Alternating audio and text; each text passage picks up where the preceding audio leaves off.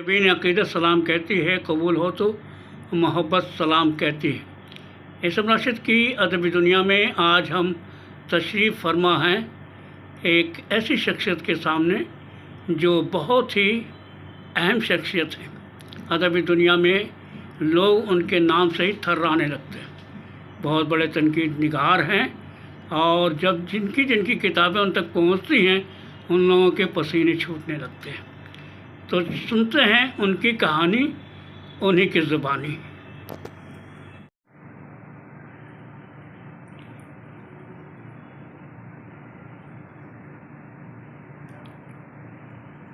میرا نام سید ابوذر ہے، قلمی نام ابوذر ہاشمی۔ میری پیدائش ضلع دربھنگہ جو کہ بہار میں واقع ہے اس کے ایک گاؤں میں ہوئی۔ اس گاؤں کا نام پہلے تو بھون پٹی جگدیش پور تھا، لیکن وہاں ایک قاضیانہ قائم کیا گیا بادشاہوں کے ذریعہ۔ بڑا قاضیانہ تھا، اس کا طول و عرض بہت طویل تھا۔ تو وہاں جو بزرگ بھیجے گئے تھے وہ بہار شریف سے آئے تھے اور ان کے نام پر ہی گاؤں کا نام تبدیل ہو گیا۔ پہلے تو قاضی بہاری شریف ہوا، اب عرف عام میں وہ گاؤں قاضی بحیرہ کہلاتا ہے۔ یہ دربھنگہ سے 35 کلومیٹر ہے۔ میری پیدائش 55-56 میں ہوئی، 1955-56 میں ہوئی۔ وہیں میں پلا بڑھا، خانوادہ علمی تھا، گھرانہ مولوی تھا۔ ایک زمانہ تھا کہ بہت فراغت نصیب تھی، لیکن جو زمینیں مالکانے اور قاضیانے کی تھیں وہ تقسیم ہوتی گئیں۔ بہرحال ہمیں بچپن سے ہی ایک علمی ماحول ملا۔ ابتدائی تعلیم میری گھر پر ہوئی، بلکہ کہہ لیجئے کہ کچھ ثانوی تعلیم بھی، مثلاً فارسی وغیرہ بھی ہم نے گھر پر ہی پڑھی اپنے والد محترم سے۔ ان کا نام قاضی سید ابوالقدر تھا، اب وہ مرحوم ہو چکے۔ اس کے بعد ہم کلکتے آ گئے اور اسکول کی تعلیم کلکتے میں ہوئی۔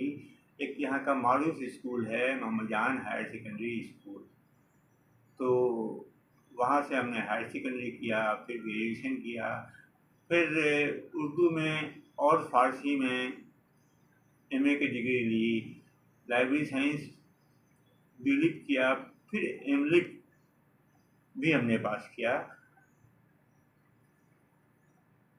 اور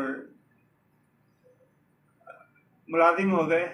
پہلے تو میری ملازمت کی ابتدا مغربی بنگال اردو اکیڈمی کے لائبریرین کی حیثیت سے ہوئی، لیکن بعد میں ہم نیشنل لائبریری میں منتخب کر لیے گئے اور وہاں اپنی خدمات 33-34 سال تک دیتے رہے، اور وہاں ایڈمنسٹریٹو آفیسر کی حیثیت سے، library and information officer and additional charge administrative officer کی حیثیت سے ہم نے 2017 دسمبر ریٹائر کیا۔ یہ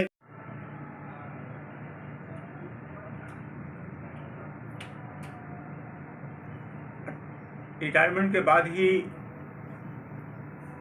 ہمیں مغربی بنگال اردو اکیڈمی کے ارباب حلق نے یہ کہا کہ تم آؤ اور روح ادب کی ادارت سنبھالو۔ تو اس کے بعد سے روح ادب کے مدیر کی حیثیت سے ہم نے جو کچھ بھی بن پڑا اس رسالے کے لیے ہم نے کیا، اور وہ سلسلہ آج تک جاری ہے۔ اب ہم چونکہ مغربی بنگال اردو اکیڈمی کی گورننگ باڈی کے رکن بھی منتخب کر لیے گئے ہیں، اس لیے اب ہماری حیثیت مدیر اعزازی کی ہے۔ عرض ہم نے کیا کہ ہمارے خاندان میں علم کا چرچا تھا، ادب کے بغیر زندگی سوچی نہیں جا سکتی تھی۔ تو جو ہم نے دیکھا ہے یا سنا ہے کہ ہمارے دادا شاگرد، ہمارے والد تو بڑے اچھے عالم تھے، لیکن ان کی زندگی گاؤں میں ہی گزری۔ بعد میں وہ کلکتے آئے یا ہمارے ساتھ رہنے لگے۔ बड़ा अच्छा इल्म था वो, इल्म का वो समुंदर थे। बिलख़ुसूस फ़ारसी अदबियात पे उनकी बड़ी गहरी नज़र थी, या बहुत सारी चीज़ें फ़ारसी अदब के अशार, बहुत सारे अशार जामी के हों या सिकंदरनामा हो, उनको ज़बानी याद थे। बचपन से ही वो चीज़ें हम लोग हमारे कान में पड़ा करती थी, और उसने हमें हमारे ज़ौक़ को गिला बख्शा, और हम भी शेर व अदब की तरफ माइल हो गए। हमारी इब्तदा तो अफ़साना निगारी से हुई, लेकिन बहुत जल्द हम तनक़ीद की तरफ राग़िब हो गए। तनक़ीद की तरफ राग़िब इसलिए हो गए कि बाद मज़ामिन लिखे तो उनकी बड़ी पज़ीराई हुई, पहले तो मकामी सतह पर, और उसके बाद कुल हिंद सतह पर मज़ामिन को सराहा गया। और आज भी जो अहले अदब हैं, जो अहम लोग हैं, उनका ये कहना है कि हमारी चीज़ें हम ज़रा ठीक ठाक ही लिख लेते हैं। तो शेरी ज़ौक़ मैं ख़ानदान से मिला था, तो कुछ शेर व शायरी का भी सिलसिला रहा। हमारी इसी दरमियान 86 में मेरी शादी हो गई मोहतरमा राकिया हाशमी से। हमारे जो खुसरे मोहतरम थे वो एक बहुत बड़े बुज़ुर्ग थे। तो ये बैल बड़ी खूबसूरत अंदाज में बढ़ती चली। हमारी 3 बेटियां हुई, उज़्मा हाशमी, यमुना हाशमी और शिफा हाशमी। 2 तो ब्याही जा चुकी हैं, और एक अभी तालीमी सिलसिले से जुड़ी हुई है, वो मेडिकल में MD कर रही है। और अल्लाह का फज़ल करम है कि अब हम वजीफ़ा याब हैं, और वजीफ़ा मिलता है सरकार से, और ज़िंदगी की गाड़ी चल रही है। जहाँ तक अदब का ताल्लुक़ है, तो अदब मेरा शौक़ नहीं रहा। ये ओढ़ना है, ये बिछौना है, ये ज़िंदगी का एक ऐसा पहलू है जो मेरे शब व रोज़ के साथ जुड़ा है। हमारी चंद किताबें आ चुकी हैं, 2 मज़ामीन के मजमूए जिनकी बड़ी पज़ीराई हुई। मबाहिसे व महात्मे पहली किताब का नाम था, मिज़राब क़लम दूसरी किताब हमारे मज़ामीन का मजमूआ था। उसके अलावा हमने हमारे ख़ानदान में, हमारे ससुराली ख़ानदान में एक शायर हुआ करते थे, मोहम्मद सालिम। तो हमने उनकी हयात और फ़न पर एक किताब तरतीब की, और उसका नाम है मोहम्मद सालिम शख्स और अक्स। उसकी भी बड़ी पज़ीराई हुई। फिर बंगाल के एक बड़े अहम शायर थे जिनके अशार लोगों की ज़बान पर हैं, लेकिन लोग उनका नाम नहीं जानते थे। फ़िल्मों में उनकी ग़ज़लें गाई जाती हैं, और फ़िल्मों का सरनामा भी उनके बाद अशार बने हैं। उनका नाम था मस्त कलकतई। तो उनका शेरी मजमूआ मौजूद नहीं था, हमने इसको तरतीब दिया, और उसकी भी बड़ी पज़ीराई हुई। फिर उनके एक शागिर्द थे जो बड़े पुराना शायर थे, उनका इंतकाल 1980 में हो गया। तो उनके शेरी मजमूए की तरतीब भी मैंने ही की, और उसका नाम है खुमखाने सब्र। फिर परवेज़ शाहिदी पर एक मोनोग्राफ मग़रिबी बंगाल उर्दू एकेडमी ने लिखवाया। उसके बाद जावेद दानिश साहब हैं, खतीब हैं, ड्रामा निगार हैं, जो कनाडा में रहते हैं, पर एक किताब तरतीब की। और तरतीब के सिलसिले में सबसे अहम काम, एक ज़ख़ीम काम है, जो टैगोर सदी मनाई जा रही थी, तो हमने टैगोर सेमिनार का इनेकाद किया था।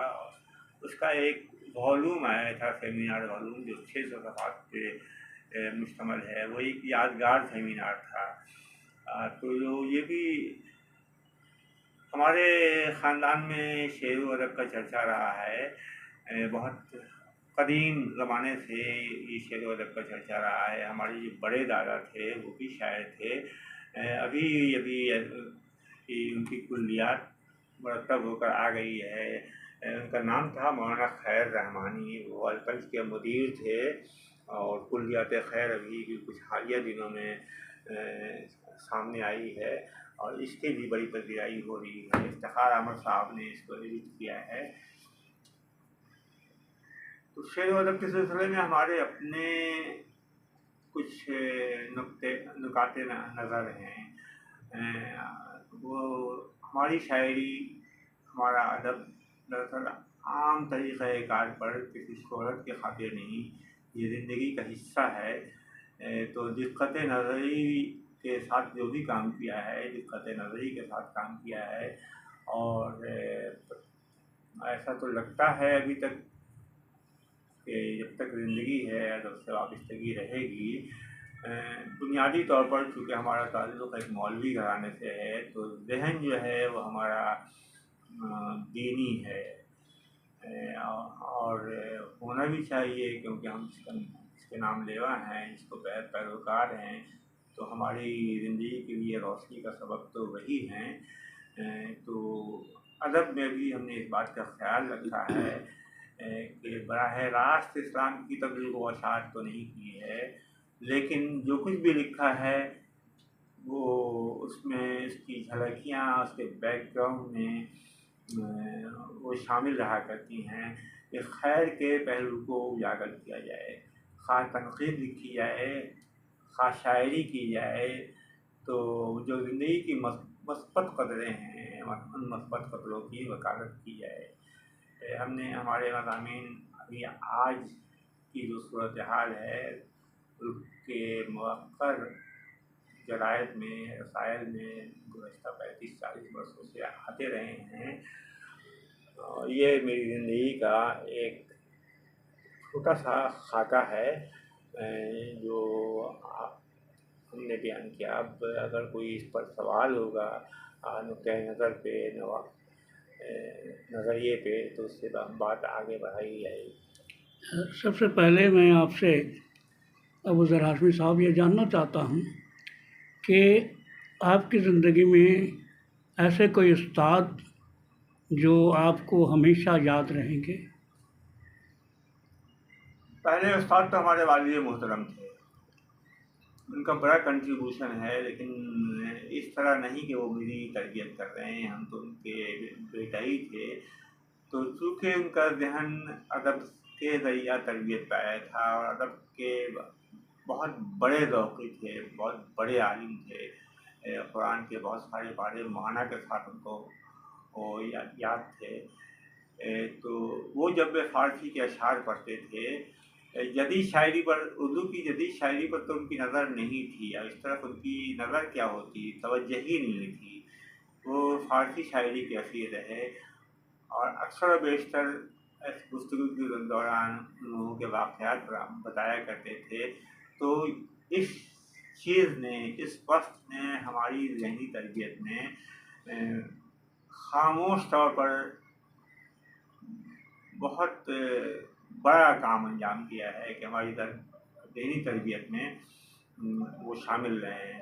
اس کے بعد اسکول لیول پہ اور یونیورسٹی لیول پہ، اسکول لیول پہ ہمارے ایک نانا سر تھے، ہم آج بھی ان سے متاثر ہیں.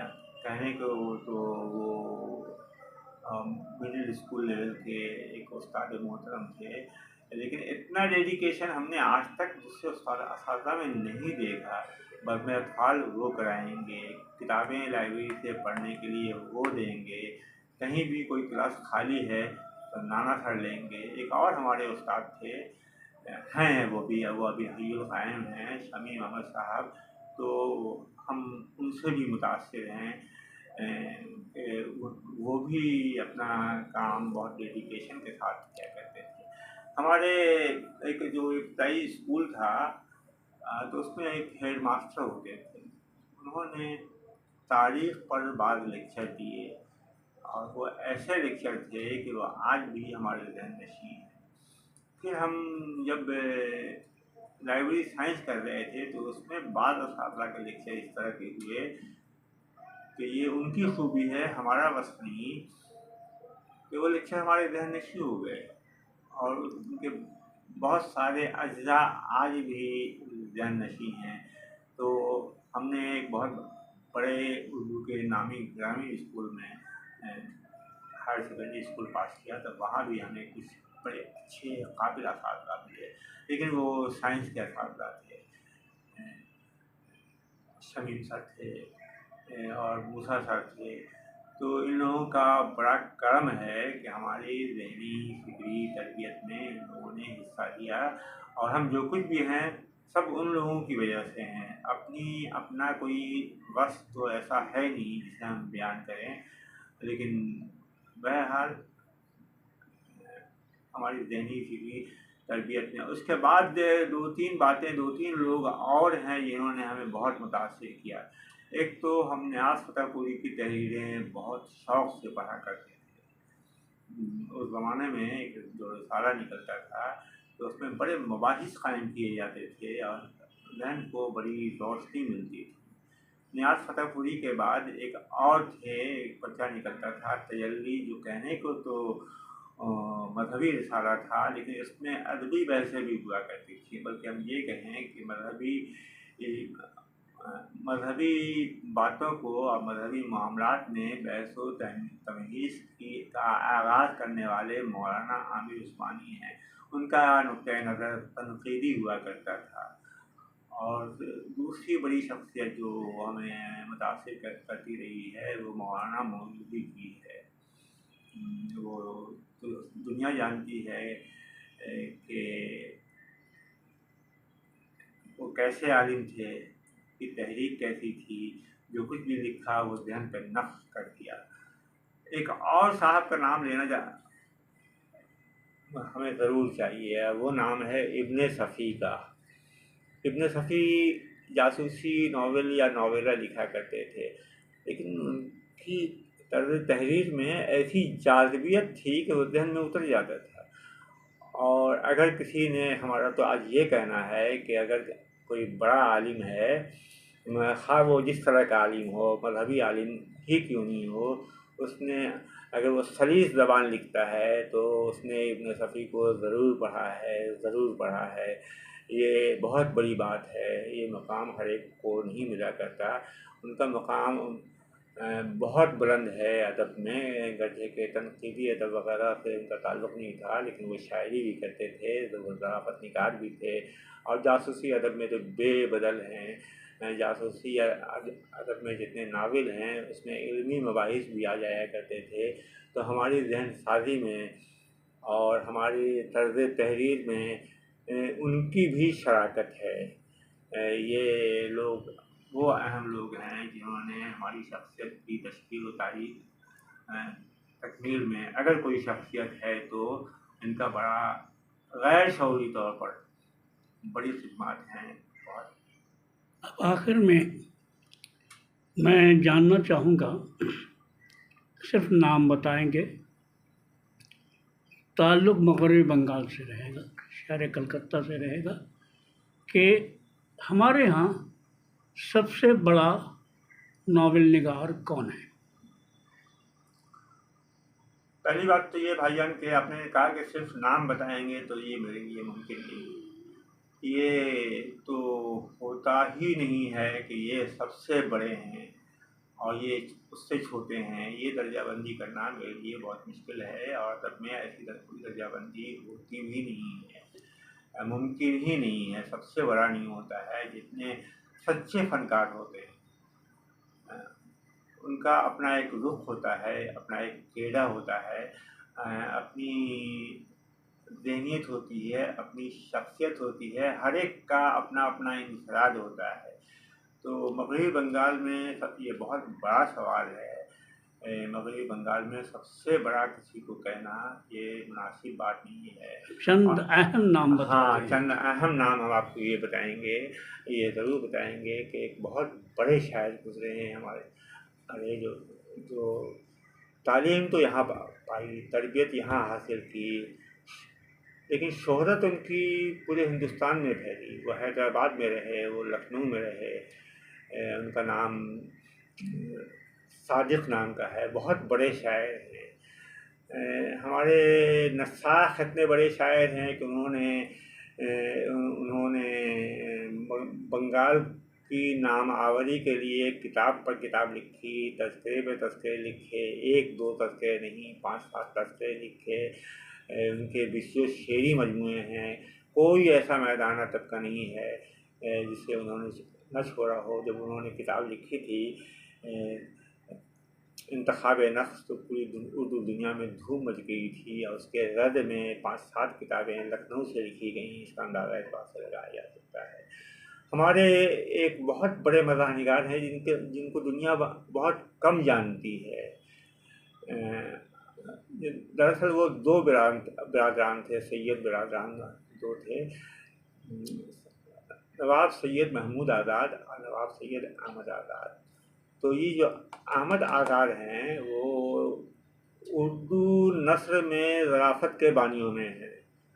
وہ حکومت کے کارندے تھے، حکومت میں افسر تھے، لیکن لکھتے تھے حکومت کے خلاف۔ چونکہ حکومت کے خلاف لکھتے تھے، چونکہ ان کے دل پر چوٹ لگتی تھی، تو اس سے یہ براہ راست لکھ نہیں سکتے تھے، تو انہوں نے ظرافت کا پرایا اپنایا، اور اس ظرافت میں ملامت خود کو کرتے تھے۔ انگریزوں کو کبھی بھی براہ راست ملامت نہیں کیا، لیکن نشانہ تو وہی ہوتے تھے۔ اس کو رشید احمد صدیقی نے بھی ان کے بارے میں لکھا ہے، اور نثر میں ظرافت نگار کا بانی مانا ہے۔ ان کی کئی کتابیں ہیں۔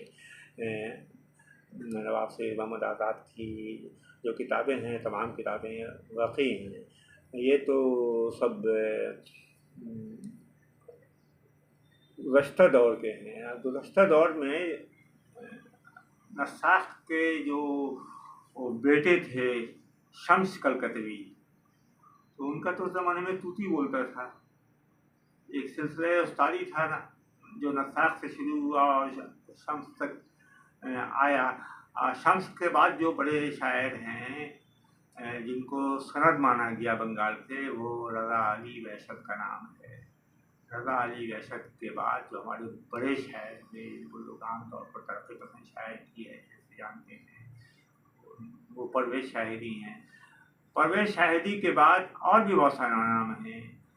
جمیل مظہری تو ایک دبستان کا نام ہے، ویسے کہ کوئی شخص دبستان نہیں ہوتا، لیکن کون سی صنف ایسی ہے جس میں انہوں نے طبع آزمائی نہیں کی، اور نہ صرف ان اشراف میں طبع آزمائی کی، بلکہ وہ ان اشراف میں منتہی بن کر سامنے آئے۔ جمیل مظہری کے نام سے دنیا واقف ہے۔ وہ فلسفی ذہن کے آدمی ہیں، اور شاعری میں بھی فلسفہ ہے۔ سب سے اہم شخصیت کے لیے تو بنگال میں جمیل مظہری ہے۔ اس اسٹیشن کا کہ کوئی شخصیت، کوئی شاعر، کوئی ادیب بنگال میں اب تک پیدا نہیں ہوا۔ باقی جو کچھ بھی ہیں ان کا سایہ ہیں۔ یہ میرا ذاتی خیال ہے، میرا یہ ماننا ہے۔ ان کی شاعری تو واقعی ہی ہے۔ انہوں نے جو طنز و ظرافت اپنایا ہے، انہوں نے جو تنقید لکھی ہے، بعض ان کی ایک جلد تنقید پر بھی آئی ہے، تو وہ بھی انتہائی واقعی اور دنیا سے الگ، اپنے نقطۂ نظر کے حامل۔ تو بہت بڑی شخصیت تھی جمیل مظہری کی۔ اب تو ایسے سارے لوگ اٹھتے جا رہے ہیں، بلکہ اٹھ گئے ہیں، اور ادب کی دنیا خالی ہو رہی ہے۔ اور جب ہم نے جمیل مظہری کا نام لیا تو بنگال کا نام نہیں اس کے ساتھ نہیں آنا چاہیے۔ وہ اردو کا بڑا شاعر ہے، جمیل مظہری اردو کا بڑا شاعر ہے۔ کم لوگوں کو یہ عظمت ملی ہے۔ ہم تو غالب اور اقبال کے بعد اگر کسی کو رکھیں گے سامنے تو جمیل مظہری کا نام بھی رکھیں گے۔ پرویز شاہدی کا کو بھی وہ مقام نہیں دے سکتے، گرچہ کہ پرویز شاہدی کا نام جمیل مظہری کے بعد دیا جاتا ہے یا ساتھ دیا جاتا ہے۔ جی بہت بہت شکریہ۔ تو ناظرین، ابھی آپ سن رہے تھے ایس ایم راشد کی ادبی دنیا میں ابو ذر ہاشمی صاحب کو، اور یقیناً بہت ساری باتوں کا آپ کو علم ہو گیا ہوگا۔ اور پھر ملتے ہیں اسی پروگرام میں جس کا نام ہے ایس ایم راشد کی ادبی دنیا۔